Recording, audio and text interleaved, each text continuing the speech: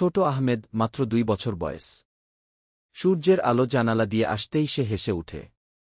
নরম টুপি হাতে নিয়ে মায়ের কাছে দৌড়ে যায় হাসতে হাসতে। আসসালামু আলাইকুম বলে ছোট্ট কণ্ঠে।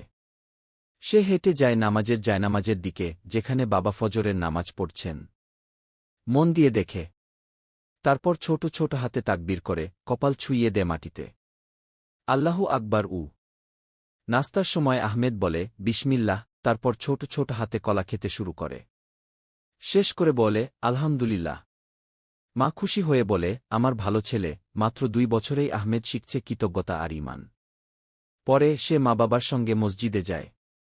ইমামের দিকে তাকিয়ে লাজুকভাবে হাত নাড়ে। ইমাম হেসে তাকে একটি মিষ্টি দেন। উপরে মসজিদের গম্বুজ ঝলমল করে। আহমেদ নিচু স্বরে বলে, মসজিদ কি তার ছোট্ট হৃদয় আল্লাহর ঘরের প্রেমে পড়ছে।